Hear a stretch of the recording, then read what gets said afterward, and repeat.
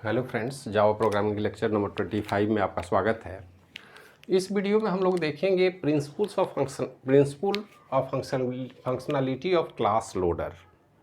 पिछले क्लास में हम लोगों ने क्लास लोडर के विषय में डिटेल जानकारी प्राप्त की थी, कोशिश किया था हमने।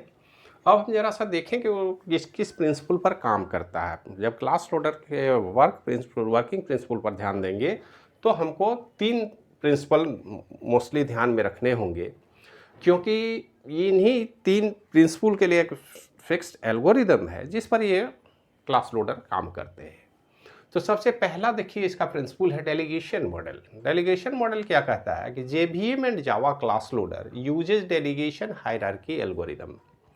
एक एल्गोरिदम पर बेस्ड है और इस एल्गोरिदम पर ही ये काम करते हैं। इस एल्गोरिदम का क्या कॉन्सेप्ट है? सबसे पहले उसकी प्रायोरिटी फिक्स करना, किस क्लास लोडर का क्या प्रायोरिटी है, और क्लास लोडर प्रायोरिटी के अकॉर्डिंग ही काम करेगा। अब किस क्लास लोडर की क्या जिम्मेदारी है वो पहले से फिक्स है। प्रिंसिपल कहने का मतलब क्या है? Set of rule. एल्गोरिदम क्या है? सेट ऑफ रूल हमने फिक्स कर दिया, उसी सेट ऑफ रूल पर इनको काम करना है। कैसे काम करेगा? सबसे पहले देखिए, यहाँ पर क्लास लोडर तो 3 तरह के हैं: bootstrap class loader, extension class loader और एप्लीकेशन क्लास लोडर।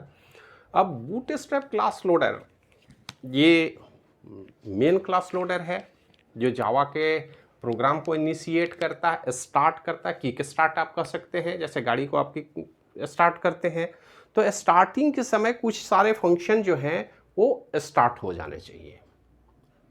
अब स्टार्टिंग के समय जब गाड़ी स्टार्ट करना है तो हम ब्रेक टेस्ट नहीं करते हैं, हम एक्सीलेटर टेस्ट नहीं करते हैं। ठीक वही काम यहाँ है कि स्टार्टिंग में जो मोस्ट इंपॉर्टेंट क्लासेज हैं उनको लोड करना है। तो क्लास लोड होगा कहाँ से? एक निश्चित पाथ फिक्स है। Bootstrap class loader will search class path jdk/jre/library। तो ये इसके जितने भी क्लासेज हैं वो फिक्स प्लेस पर रखे गए हैं और सिस्टम के द्वारा प्रोवाइड किए गए हैं। हम आप इसमें कोई चेंज नहीं करेंगे। इसके लाइब्रेरी फंक्शन में ये सारे क्लास लोड किए रखे गए हैं जिनको लोड करता है बूटस्ट्रैप लोडर। बूटस्ट्रैप लोडर और किसी दूसरे पाथ को फॉलो नहीं करेगा, वो सिर्फ इस लाइब्रेरी के अंदर जो क्लासेज हैं उन्हीं को लोड करने का काम करता है, उनका एरिया फिक्स है। दूसरी बात एक्सटेंशन की होगी। तो एक्सटेंशन क्लास लोडर क्या करता है? तो इसका सर्च पाथ है jdk/jre/library/axt। तो लाइब्रेरी के अंदर ही एक्सटेंडेड क्लासेज का एक ग्रुप है और इस पाथ पर वो जाकर के करेगा। ये किसी दूसरे पाथ को फॉलो ही नहीं करेंगे। इनके लिए पाथ फिक्स है, इनके क्लास के ग्रुप फिक्स हैं, एड्रेस फिक्स है। आप ये कह सकते हैं कि ये फिक्स एड्रेस पर क्लास को सर्च करेगा। ये इनके लिए एड्रेस फिक्स है। एक्सटेंशन के लिए वो वहीं पे जाकर कोर जावा के सारे फंक्शन को सर्च करेंगे। वहाँ पर अगर क्लास नहीं मिला, आप ये ध्यान में रखेंगे, तो एरर प्लेस करेंगे। इसीलिए लाइब्रेरी फंक्शन के अंदर या एक्सटेंशन के अंदर जितने भी क्लासेज बने हुए हैं उसमें किसी तरह का छेड़छाड़ आपको करने का राइट नहीं है, क्योंकि जब भी डेलीगेशन मॉडल में हमने अगर फिक्स कर रखा है क्लास लोडर को कि ये पर्टिकुलर क्लास इसी पाथ पर मिलेगा, यही लोकेशन है, तो उस लोकेशन पर वो मौजूद रहना चाहिए। अगर वहाँ नहीं होगा तो सीधे एरर प्रोड्यूस करेंगे, भले ही आप किसी दूसरे जगह उसको कॉपी कर लिए हैं या मूव कर दिए हैं, उससे उनको कोई दिक्कत नहीं है, उनका सर्च पाथ फिक्स है। लेकिन एप्लीकेशन क्लास लोडर का क्या मतलब है भाई? तो एप्लीकेशन क्लास लोडर ये तो एप्लीकेशन के पाथ को फॉलो करेगा। जैसे हमने सी ड्राइव में रखा है, जेडीके डायरेक्टरी के अंदर रखा है, बिन डायरेक्टरी के अंदर रखा है, टेस्ट डायरेक्टरी के अंदर, जहां भी आपने रखा है, तो इसलिए यहां पर कोई पाथ फिक्स नहीं है। ये एप्लीकेशन जो यूजर बनाता है उस एप्लीकेशन के अंदर वो जितने क्लास खुद से बनाता है उनका पाथ डिपेंड करेगा इस एप्लीकेशन क्लास लोडर के लिए।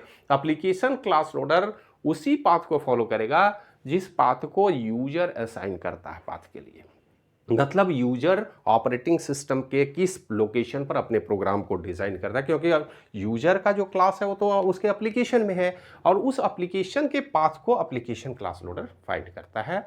और एक बात यहाँ पर देखना है कि इसमें सबका अपना अपना फिक्स लोकेशन है, काम तीनों करते हैं, लेकिन कोई भी आप क्लास को सर्च करने जाएंगे तो बूटस्ट्रैप क्लास लोडर पहले देखेगा, अगर वहाँ मिल गया तो ठीक है, नहीं तो फिर एक्सटेंशन को चार्ज ट्रांसफ़र किया जाएगा कि देखिए हमारे यहाँ तो एक क्लास नहीं है, आप देखिए आपके यहाँ एक्सटेंशन में उपलब्ध है वो क्लास।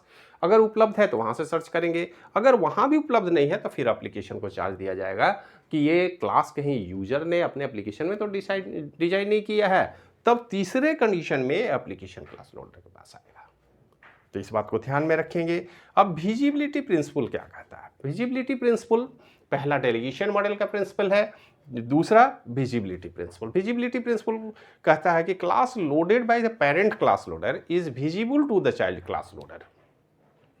देखिए इनके द्वारा जो क्लास लोड किया जाएगा, मान लेते हैं CLASS क्लास 1 एक क्लास है और इस क्लास को लोड किया गया बूटस्ट्रैप के द्वारा, तो इस क्लास ये विजिबल कहाँ है? तो इसका विजिबिलिटी एक्सटेंशन में भी है, एप्लीकेशन में भी है।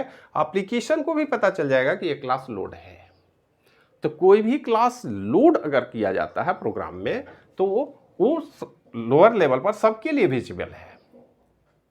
लेकिन अगर एप्लीकेशन क्लास लोडर ने किसी क्लास को लोड किया, क्लास 3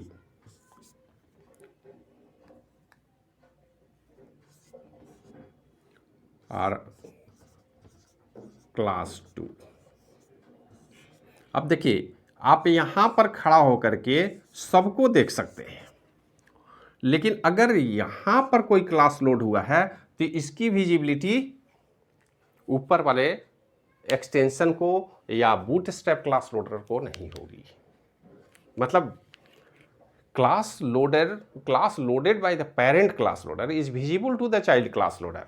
अब ये मेन पेरेंट है, इसके द्वारा क्लास 1 तो एप्लीकेशन में एक्सटेंशन में विजिबल है, इनको पता है कि ये क्लास है। लेकिन अगर आप यहां खड़ा होकर बूटस्ट्रैप लोडर के पास कहें कि ये क्लास 3 आपके प्रोग्राम में है, तो एक्सटेंशन बूटस्ट्रैप को नहीं पता होगा कि क्लास 2 या क्लास 3 हमारे प्रोग्राम में उपलब्ध है। ये यहां से विजिबिलिटी नहीं है इनकी। तो लोअर लेवल से तो अपर के सारे क्लास को आप विजिट कर सकते हैं, देख सकते हैं। और फाइनली तरीका भी यही होना चाहिए, क्योंकि यूजर का एप्लीकेशन रन कर रहा होता है प्रोग्राम में, यूजर के एप्लीकेशन को रिक्वायरमेंट हो सकता है बूटस्ट्रैप क्लास की, एक्सटेंशन क्लास की। बूटस्ट्रैप क्लास को यूजर के एप्लीकेशन की जरूरत नहीं पड़ेगी, क्योंकि ये सारे क्लास तो फिक्स हैं, जावा में बनाए गए हैं, प्री डिफाइंड है। तो प्री डिफाइंड क्लास को आपके क्लास रूम से कोई मतलब नहीं है, इसलिए यहाँ पर विजिबिलिटी का कोई मतलब नहीं है, एक्सटेंशन के क्लास से उनको कोई मतलब नहीं है। तो इसका वाइस वर्सा प्रूफ नहीं, वाइस वर्सा सेटिस्फाई नहीं करता है। ये वन डायरेक्शनल मूव है कि पेरेंट क्लास लोडर के द्वारा जो भी क्लास लोड किया जाएगा वो चाइल्ड में तो विजिबल होगा, लेकिन चाइल्ड के क्लास को पेरेंट की विजिबिलिटी नहीं होगी। सीधी सी बात, तो ये ध्यान में रखेंगे। तीसरा जो फीचर है वो प्रिंसिपल है यूनिकनेस प्रॉपर्टी। यूनिकनेस प्रॉपर्टी क्या कहता है कि ensure that the class loaded by parent class loader is not loaded by child class loader. अब जैसे मान लेते हैं क्लास 1 है, इसको पेरेंट ने लोड कर दिया मेमोरी में, ये रैम में आ गया। अब ऐसा नहीं होगा कि कोई भी चाइल्ड या एप्लीकेशन इस क्लास को फिर से लोड कर ले, मेमोरी पर लोड बढ़ेगा अनावश्यक, जबकि ऑलरेडी यहां पर लोड किया गया है। तो कोई भी एप्लीकेशन लेवल पर भी अगर क्लास लोड करने की बात होगी तो ये पहले ऊपर में देख लेगा कि कहीं ये क्लास ऑलरेडी तो मेमोरी में उपलब्ध नहीं है। मतलब एप्लीकेशन क्लास लोडर जब भी किसी क्लास का रिक्वायरमेंट होता, लोड करने की बात होती, तो वो पहले सर्च करता है, सर्चिंग कैपेबिलिटी है, और हर क्लास को एक यूनिक नंबर दिया जाएगा ताकि हम आसानी से उस क्लास को डिटेक्ट कर सकें। अगर क्लास 1 का डिमांड है तो क्लास 1 अगर मौजूद है तो फिर से उसको लोड करने की जरूरत नहीं है, आप इसी को ट्रांसफर कर देंगे एड्रेस इसका। तो मेमोरी में जो एक बार क्लास लोड हो गया किसी के द्वारा, चाहे बूटस्ट्रैप क्लास लोडर हो, एक्सटेंशन क्लास लोडर हो या एप्लीकेशन क्लास लोडर हो, जब एक बार लोड हो गया तो क्लास लोड करने की प्रक्रिया तो एप्लीकेशन से शुरू हो रही है, इसके पास सारी विजिबिलिटी है, बूटस्ट्रैप और एक्सटेंशन के क्लास को देख सकता है। तो ये सारा सर्च करने के बाद ही ट्रांसफर करेगा उनको।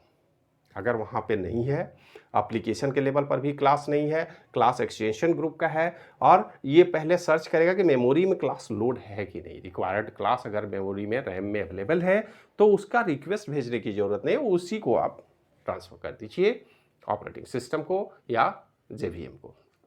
ये ध्यान में आ गया।